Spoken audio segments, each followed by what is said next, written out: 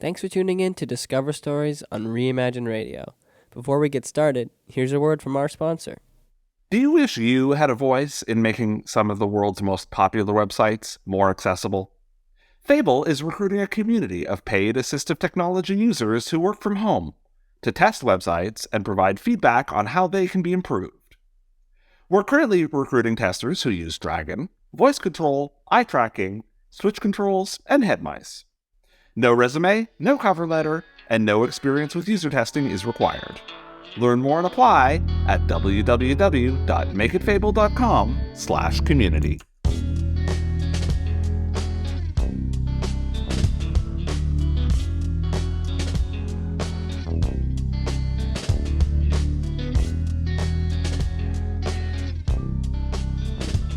My name's Graham Wyman, and I'm a program manager with the Disability Foundation. Welcome back to Discover Stories on Reimagine Radio. Today, we're joined with Tanya Griffiths, who's the Vancouver Adapted Music Society's Social Justice Practicum student for this term. Welcome, Tanya, and thank you for joining us today. Hi, Graham. Thank you for having me. How are you doing?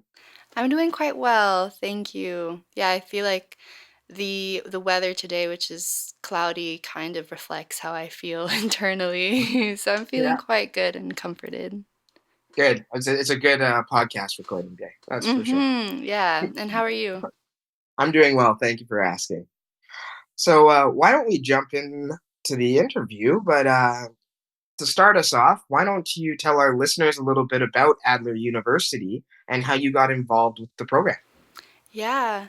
So Adler University is actually located in downtown Vancouver. And the main campus, or the original campus, is actually in Chicago. And essentially, it's based on Adlerian psychology, and the foundations of that lie in social interest, pluralism, alongside other values such as equity and courage and excellence. And yeah, it's essentially a university where socially responsible practitioners are developed and encouraged. And so I was actually in a completely different career or like work path before joining Adler. I was more so in marketing and in creative writing because that's what my undergrad was in as well. And so I got involved in Adler because I realized that I wanted to pursue psychology and I wanted to pursue being a counselor. And I really aligned with Adler's values, the way they approach learning, and that community feeling that was so important, and it's continuously upheld in the way they in the way that classes are formed. So yeah, that's essentially how I got sort of brought into this field. Yeah, no, it's certainly a shift for sure from your undergrad. Mm-hmm. So you were joining the Vancouver Adapted Music Society for your practicum. Mm-hmm. What drew you to our program, and what do you hope to get out of your experience working with VAMS? Yeah. I am a very creatively inclined person. As I mentioned, I did creative writing in my undergrad. It wasn't my major. My major was Hispanic Studies, but I really enjoy creative pursuits. And it's really hard for me to pursue them when I'm in school because I feel like it's a my brain is very academically focused, and that's a different part. And I just knew that for my practicum, I wanted to engage myself in other activities that were also very meaningful. And I love Right. storytelling. And essentially, coming to talk to people coming from different streams. I just think that that's a way of storytelling and also a way of forming community and connection. So I was very intrigued by VAMS. I thought it was a great opportunity to also learn about podcasting and just to meet many people who are doing amazing work within the disability community. which isn't actually, other than like in terms of like mental illnesses and mental health, I haven't really Mhm. been involved in as much in Vancouver. I thought that it was a great opportunity to also widen my scope and learn more about struggles, learn more about yeah, there's just the challenges as well that the disability community faces. Um, because yeah, it's such, I feel like it affects people differently, and in some ways there is some of that overlap. So it also betters my skills too as a counselor eventually, because I also have some of that background as well. Okay. Um, so Tanya, in 2020, you began your business Being Baked Cookies, which combined your passion for being in the kitchen, but also mental health advocacy. And you briefly touched upon that when you were answering my last question. What prompted you to start up this business? Yeah. Um, it was actually during the pandemic that I started this business. It was a very confusing and disorienting year, Of 2020. course. Yeah. Um, I just finished my undergrad, and my whole plan was to give myself the summer off to travel before looking Hmm. for work. Okay. But the job market and just Right. the sense of grief and confusion, I think, prompted me to really sit with what I wanted to do, because I could apply for all of these jobs into all these Mhm. places and all these sectors that were actually letting go of many employees, Right. saying that I would have a very little chance of getting in, or I could also experiment and make something of myself, Of and for course. myself, and also for the communities that I wanted to serve.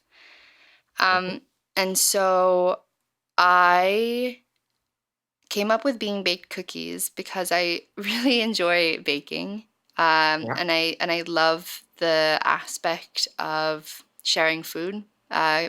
Coming from the Philippines, sharing food and making food is one of our many love languages, and we also Hmm. express a lot of gratitude when being fed, Right. um, and also in the opportunity to also just nourish others. So I remember doing like a cookie experiment where I tried lots of different recipes and tried to figure out my favorite ones, because like what else would you do during the pandemic? Right. Yeah. um, and so Putting in the work. yep. Yeah, I know so many people who went into like sourdough making Yes. in Yeah. 2020. Um, and so I did that, and then I think it was one of my roommates actually that told me how it would be nice if I also included my creative writing skills into that experience of, of having a cookie and reading something, and it would be really nice and grounding. And I really loved that idea. I thought it was a great way for me to coalesce these two parts of me together, and also to Hmm. offer an experience that is different and it's special. And so the way I see it is sort of like intentional fortune cookie experience, Hmm. where people get to be grounded in the sense that they're eating something that brings them into the present moment. Because I think it's actually difficult to think about issues and problems when you're eating something that tastes good. Yeah. Um, and it can bring oneself to the present moment. And then also read something that is comforting and is encouraging you to extend some grace to yourself or some compassion. So that's essentially how Being Baked started. It was just like all these ideas coming together, as well as being in Hmm. that environment that really pushed me to pursue this. No, that's very remarkable that you took a time that I think everyone on the planet was having a tough time in, but Mm-hmm. bringing something positive into the world with that. So Mm-hmm. big props for doing that. Yeah, I think a lot of small businesses definitely manifested in Vancouver. Um, specifically during that time because people were forced to be home and really sit with themselves and pursue their creative interests. So yeah, Hmm. I thought it was a very nice time to also to see that small business community come together. Yeah, and I do really enjoy how you put, like, again, bringing back into the moment. And I think Mm-hmm. I know for myself, whether that's music or even cooking, like I love to cook as well. And it's one of those things where, yeah, you've just got to be super vigilant and focused on one thing. Mm-hmm. And again, anything that gets you being in the moment more, Mm-hmm. I'd sign me up for that. Mm-hmm. Yeah, I have a question for you. Of course. What's your favorite meal to make? To make, Mm-hmm. oh, okay. I'm gonna go for a twofer. You're flipping the interview. I like it. I like it. So I don't. My mom had this bolognese recipe, and when I was a kid, I gave her a Mario Batali Italian cookbook for Christmas, and she Mm-hmm. loves cookbooks. Like, I got my passion for cooking from her, Uh-huh. and so she there's this bolognese recipe that was in there, and she would Uh-huh. always make it and knock it out of the park. And Mm-hmm. it wasn't until actually like 2 years ago that I actually decided, and I've cooked a bunch of different things, beforehand, but Mm-hmm. doing that, it's like really like a 3 to 4 hour process. And that was, again, I had a lot more respect for my mom and how long it took and everything. So it was partially connecting to her with that, but also just, yeah, I think the sauce, whether it's on lasagna or anything, that's a really tasty meal. The I second one, Wow. that was a cool one. But the second one, and this also ties in, my Mm-hmm. grandma, my mom's mom, she was an excellent cook as well. And even when I was an adult and my parents would go away and I wasn't even living at home, but my grandma would come and take care of the cats and dogs and stuff like that. So I it was an opportunity for me just to hang out with her and learn some things from her. But we would one of my favorite recipes that we would do together is a ham and split pea soup. Okay. So yeah, and that was, I'd go out with my grandma shopping for all the things and learning from her. So that was also a really special meal that I still to this day enjoy cooking. I love that. Thank you so much for sharing. I have like Oh, no I worries. have such a big smile on my face because I love hearing people's stories about why a certain dish means so much to them. And for you, it's like connecting Mhm. with your mom and connecting with your grandmother, the memories attached Yeah. to that. And I love that. And that's also how like people are brought together over food. And yeah, Hmm. and as I mentioned earlier, coming from the Philippines, food is so sacred to us. Hmm. And many of our festivities are like food is always part of it, it's Right. always on the Hmm. table. Yeah. And we relentlessly offer them to our guests, past the Okay. brink of like fullness. Um, There you go.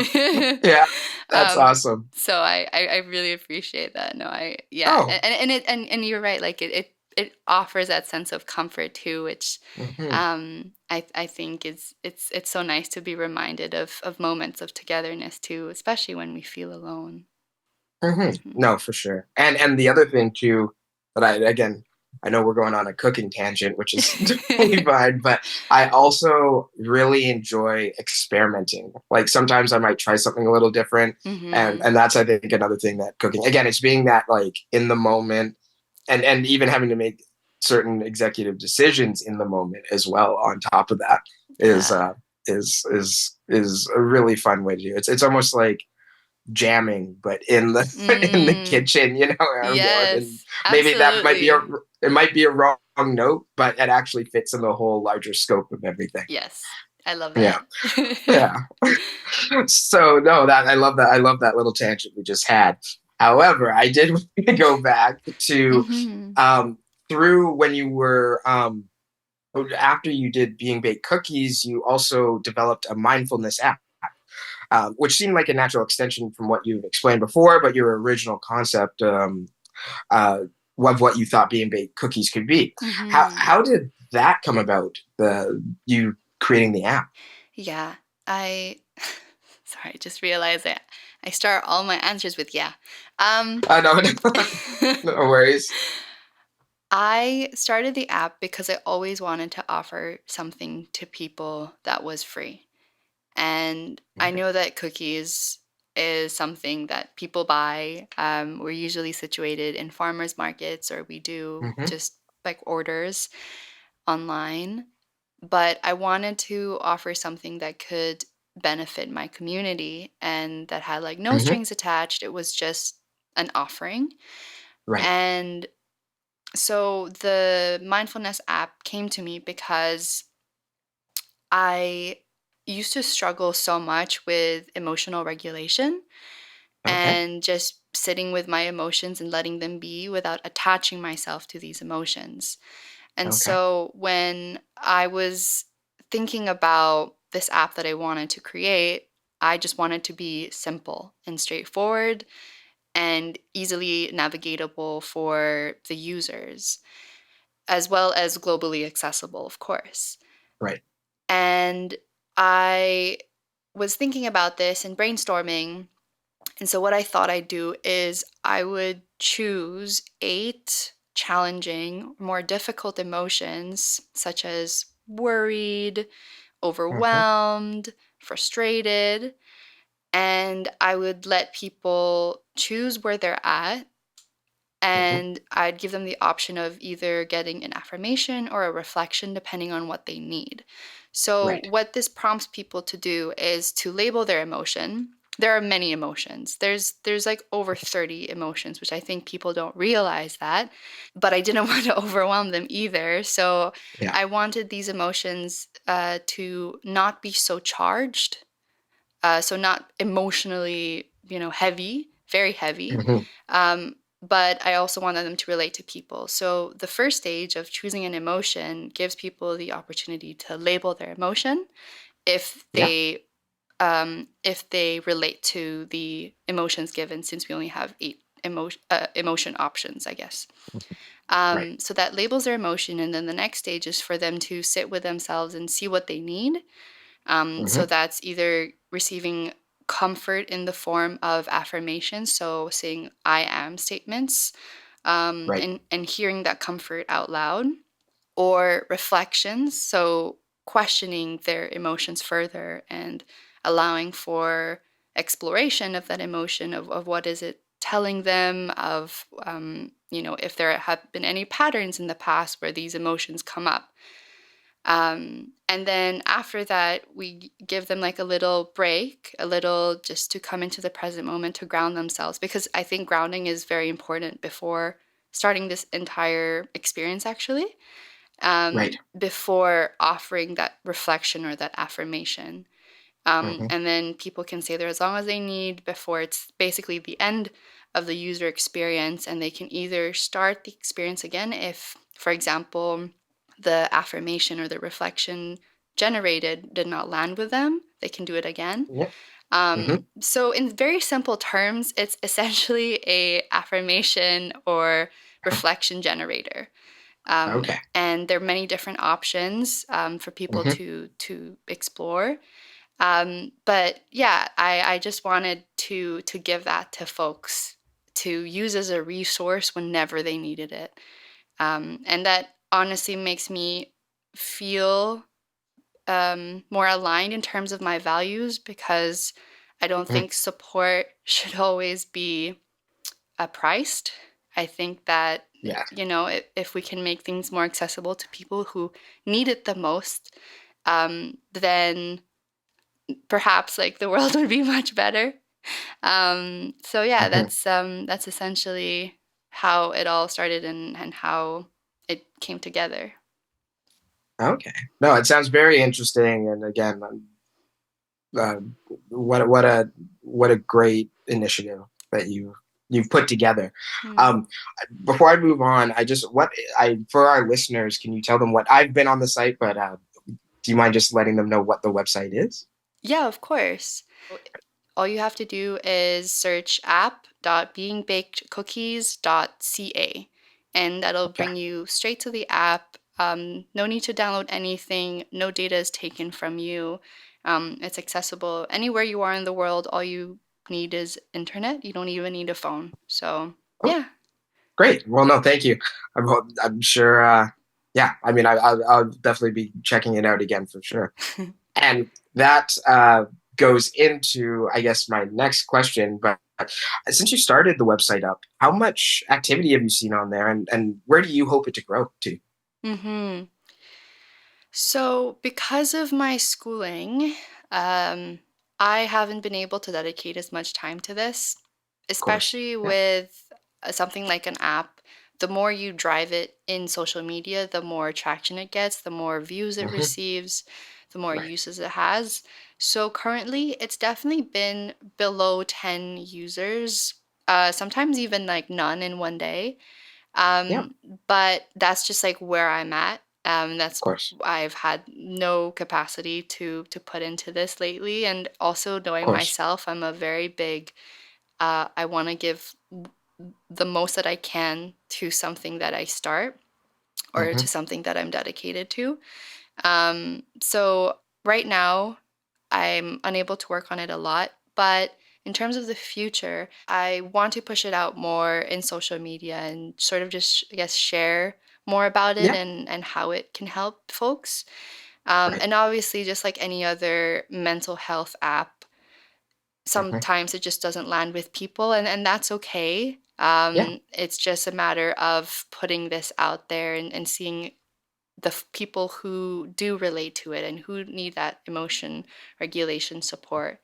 So Hmm. yeah, I think it's kind of hard to say for sure, Yeah. Of course. because of school. But Yeah. yeah, it's there, and oh, it was also funded by a grant that I received, which was very Right. helpful. But in order for me to also continue that development, I would need more grants. So it also depends on that aspect too. Okay. Would you hmm ever want to add more emotions at all? Yeah, absolutely. When I released the app to beta testers, I had this one person comment that it would be nice to have a I don't know how I feel option, because some people just don't know Hmm. how they feel. That's a Um, great point. yeah, the closest we have to that emotion is confused, which is on the app Oh, already. yeah. But it is true that some people just aren't aware, or they're still learning Mhm. how to navigate their emotions. So, Right. yeah, being open to that as well. I think in terms of app development, there's lots of ways to progress. Okay. Well, I have hmm one more question for you today. hmm And as a counseling psychology student, what would you like to do with your career once you're finished, or even if you know? I know not to put you on the spot, but yeah. I think I'd like to go into private practice, maybe. Okay. But I'm also very open to working with communities. Right. But one thing that I also want to be well versed in is also how to create therapeutic settings that also stray away from a very Western lens when it comes to counseling. Okay. Yeah. Okay. Coming from the Philippines and also seeing how the collective matters as well, and Hmm. how personal ties, personal responsibilities in terms of like roles in the family, gender Hmm. roles, they also play a part too. So the way I see the individual is also seeing the entanglements of their identities, and their roles, whether that be in familial roles or even societal. Hmm. And so I think I want to make sure that I am equipped to help the communities that I wish to serve. Hmm. And that also comes with training. And I want to make sure that Right. I have that, because my school, um, it prepares me to be a counselor, but also I want to make sure that I have enough experience and Hmm. skills when it comes time to actually offering the support to somebody. So Yeah. there's that aspect, and then there's also just like being able to practice. Yeah, I think I would really love to just get out there and and to be a counselor. And I know that I'm relatively like still young, and there's also that like age aspect where it may be harder to relate to younger counselors when you're somebody older. Right, of course. So yeah, just like writing, it's something that you get better in with time and practice. Well, lots of exciting things on the horizon. Yeah, That's for sure. lots of possibilities. So I'm definitely staying open to it, because I say this now, but maybe in 2 years I am pulled in a different direction, and I'm open to that. Of course. Yeah, no, there's never a handbook, right, for any of this. Nope, no handbook for life. Yeah. Well, Tanya, thank you so much for taking the time to speak with me today and to tell us a little bit about yourself. And yeah, just looking forward to having you part of the VAMS team for your practicum. Yeah, thank you so much, Graham. It's also been so nice to have this sit down talk with you, and yeah, to be part of the VAMS team. It's definitely just so eye opening, and I'm so excited to continue. So thank you. Yeah. Same here. Yeah, no, lots of good, as I said, lots of good things coming ahead. Yeah. All right. So that's another episode of Discover Stories on Reimagine Radio. Again, my name's Graham Wyman. And again, many thanks to Tanya Griffiths for joining us today. And please check back the Reimagine Radio YouTube channel for more upcoming podcasts and content.